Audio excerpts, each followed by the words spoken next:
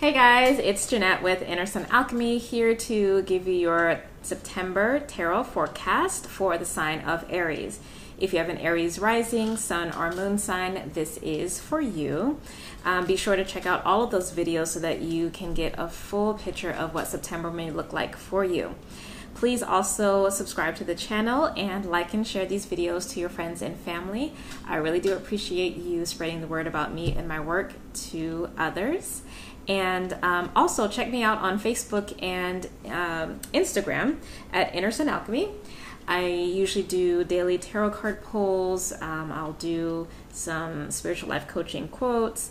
I may do some astrological transit information. There's a lot of different stuff that I will post, so be sure to check me out on my social media.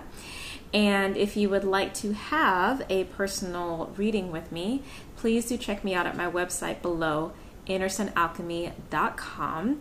I do go pretty in depth with my clients. My readings are about an hour and 15 minutes, so they're quite comprehensive.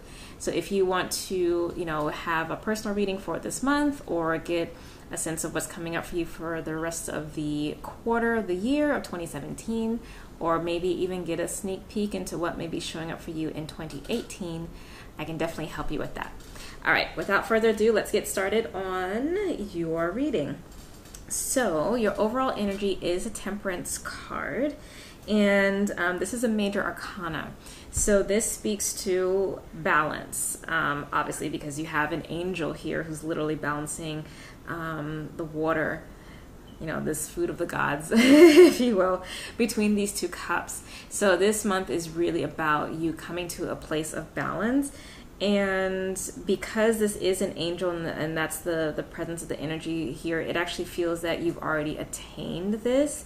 And this is a continual state of being that you get to enjoy for the month, or at least that's my hope for you. But that really is a sense that I get, that there's this kind of this deep peace that kind of pervades everything that happens. Like you're not kind of like up and down, maybe as you have been in the past.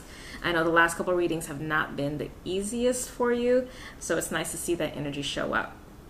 Now in your first house, which is the house having to deal with your sense of self and how you show up in the world, you have the Devil card.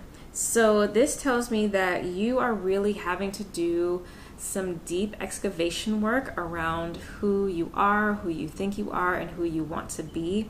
And you're really having to come up against any self-sabotaging fears, beliefs, patterns, habits, what have you, that have been showing up.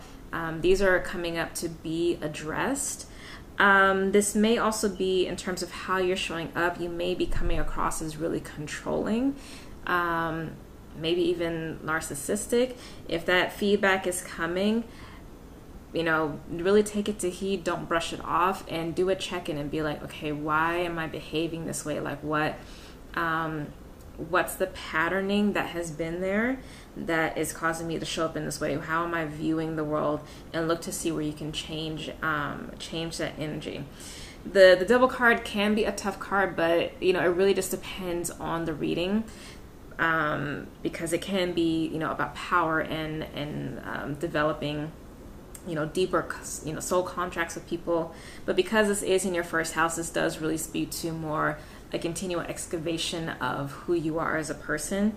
I do see it as a positive in this context because it can be a vehicle for self-improvement, personal development, spiritual development. And that's my take on it. So I do hope that you engage with the energy in that way.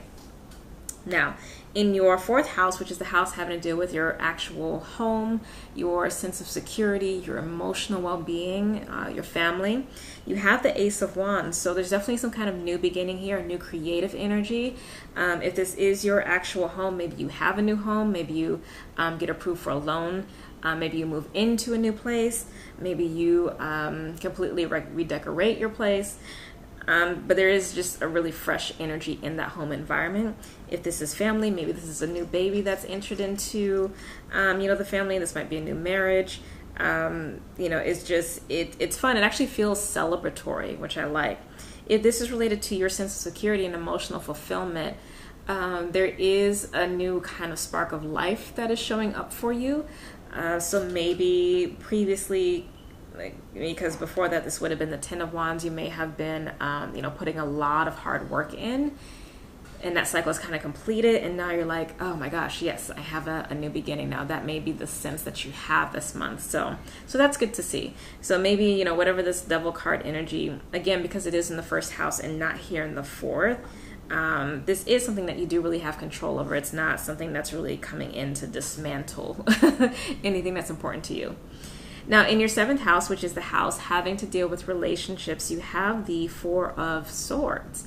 And the Four of Swords does speak to resting after a battle, okay? So again, that does make me think of that, since you have the Ace of Wands in the fourth house, maybe you have gone through a period of really like trudging through something in your relationships with people, whether it's family, friends, romantic partners, business partners, coworkers, what have you. And now you're really just trying to chill, just trying to rest. Like you're not trying to do much of anything, which is, definitely not characteristic of Aries energy. But you know what? This is the month of Virgo. It's not the most comfortable energy for Aries. So this may be that one of few times in the year where you kind of relax and chill and pull back before we get into the Libra and Scorpio energy, when you'll probably kind of pick up again. So take the time to rest a bit. If you're not as social, that's fine. Let other people deal with it. You need this for yourself, and maybe that's what you need as well to kind of do this self-assessment work. This may also mean that, relationships that you do have are not necessarily moving forward. They're kind of staying where they are. That may frustrate you, again, as an Aries and a cardinal sign and as a fire energy, because you like things to move and to grow and to continue on and evolve, and that's not necessarily happening. But again, if that is showing up, that does mean that it needs to rest for a bit. So don't push this month as much as you can. Okay, just try to rein it back a bit. Now, in your 10th house, you do have some tough energy here. You have the 10 of Swords. Now, your career house is the 10th house, and it speaks to, your purpose, your actual work, how your reputation is in the world, your influence in the world. And this energy is really tough because it speaks to you having gone through a battle and essentially having lost. The battle has ended though, because it is a 10, so you will start a new cycle.